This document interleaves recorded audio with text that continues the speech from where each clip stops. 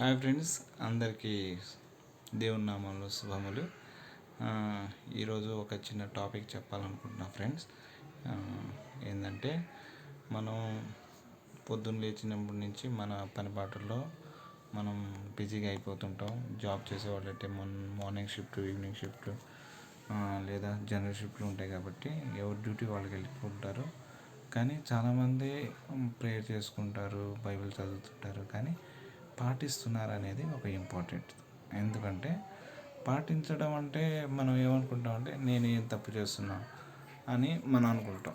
కానీ తప్పు చేయకుండానే మన మనసు పాపానికి ప్రేరేపించిపోయి ఉంటుంది ఫ్రెండ్స్. అది ఎలా తెలుసుకోవాలంటే దుష్టుడు మనల్ని మోసం చేస్తాడు. ఎలా మోసం చేస్తాడో తెలుసా? ఈరోజు చెప్పే విషయం ఏంటంటే దుష్టుడు మోసం చేస్తాడు, కంపల్సరీ మోసం చేస్తాడు. ఎలా మోసం చేస్తాడు? నీకు, మీ మిస్సెస్కి, లేక నీకు మీ పేరెంట్స్కి లేదా మీ తమ్ముడికి ఎప్పుడో జరిగి ఉంటాయి గొడవలు. అవన్నీ నీ హృదయంలో భద్రపరుచుకొని ఉంటావు. కానీ ఆ టైంలో ఏం చేస్తారంటే వాళ్ళు కానీ వీళ్ళు కానీ ఏదైనా ఒక్క చిన్న మాట అన్నారనుకో, అవన్నీ గుర్తొచ్చేస్తాయి ఫ్రెండ్స్. అవి ఎందుకు వస్తాయంటే ఆ టైం వచ్చినప్పుడు నీ మనసు అంతా అసలు గలిబిలి ఆడిపోతుంది ఫ్రెండ్స్. అలా ఆడిపోవడానికి కారణం ఏంటంటే మనలో ఉన్న పాపం.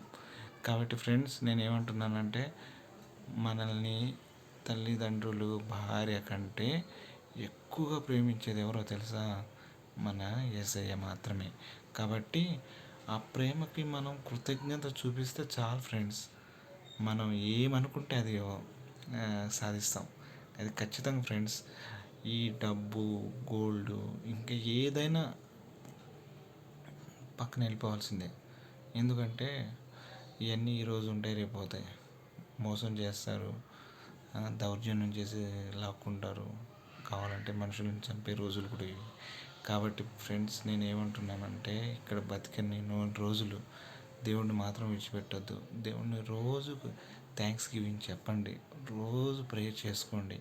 ఒక్క 5 మినిట్స్ నువ్వు బస్సులో వెళ్తున్నప్పుడు కానీ, లేకపోతే నీ ప్రయాణంలో కానీ, నువ్వు నడుస్తున్నప్పుడు కానీ నీ మనసులో ప్రభువా నేను వెళ్తున్నాను, నేను వచ్చేదాకా గ్యారంటీ లేదు, దాని గురించి ప్రే చేయాలి. నీ పిల్లల గురించి, నీ నైబర్స్ గురించి, నీ మీద ఎవరైతే బాధగా ఉన్నారో వాళ్ళ గురించి అలా ప్రే చేయండి.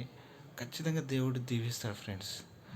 ఫ్రెండ్స్, ఇదిగో చూసారా, ధనవంతులు పరలోక రాజ్యానికి అర్హులు కాదు అన్నీ బైబిల్లో రాసింది కదా ఫ్రెండ్స్. దావీదు మహారాజు గొప్ప ధనవంతుడే, రాజు, మహారాజు. ఆయన పరలోకంలో లేదా? అంటే దేవుడు మనల్ని దరిద్రులుగా ఉంచాలని కాదు ఫ్రెండ్స్, గొప్ప స్థితిలోనే ఉంచాలనుకుంటాడు. కానీ అదేంటంటే మనం పొందుకోవాలి, దేవుడి దగ్గర నుంచి ఆ సొత్తు పొందుకోవాలంటే ఏదో మన అవసరం కోసం ప్రార్థన చేయకూడదు ఫ్రెండ్స్. మనం ఖచ్చితంగా దేవునికి పోరాటం చేయాలా. దేవా నాకు కావాలి, అందరిలాగా లగ్జరీగా ఉండాలనుకుంటున్నా, కానీ గర్వం రానియడు ఫ్రెండ్స్. ప్రతి ఒక్కరిని ప్రేమించాలా. మన దగ్గర ఉంటే మనం 4 మెతుకులు తింటే కొంచెమైనా పక్కనోడికి పెట్టాలా. 4 మెతుకులు అంటే 4 మెతుకులు కాదు ఫ్రెండ్స్, మళ్ళీ అలా అనుకుంటారేమో. అలా కాదు. కానీ నేను ఏం చెప్తున్నానంటే మనం తినే ఫుడ్స్లో కొంత అయినా పేదలకు హెల్ప్ చేయాలి. అలా చేసినప్పుడు దేవుడు కూడా మనల్ని ప్రేమిస్తాడు ఫ్రెండ్స్.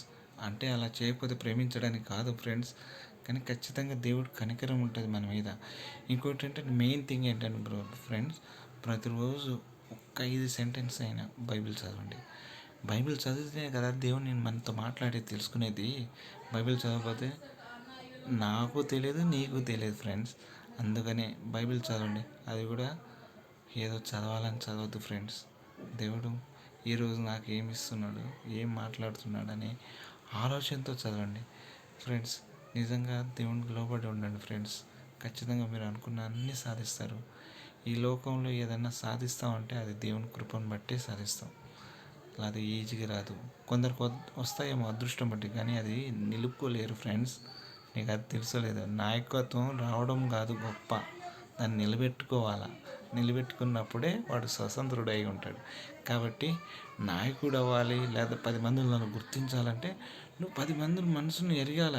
10 మందిను వాళ్ళని మెయింటైన్ చేసే నాలెడ్జ్ ఉండాలా. మాట్లాడే విధానంలో కానీ, చేసే పనులు కానీ 10 మంది నీకు వెళ్ళి ఏలెత్తి చూపించకుండా వాళ్ళు నిజాయితీగా ఉండాలి. అలా ఉండాలంటే ఎంత ఇది ఉండాలి ఫ్రెండ్స్. కాబట్టి దేవునికి లోబడి ఉండండి. దేవుడు నీకు మంచి నాయకుడిగా తయారు చేస్తాడు. Praise lord. ఆమేన్.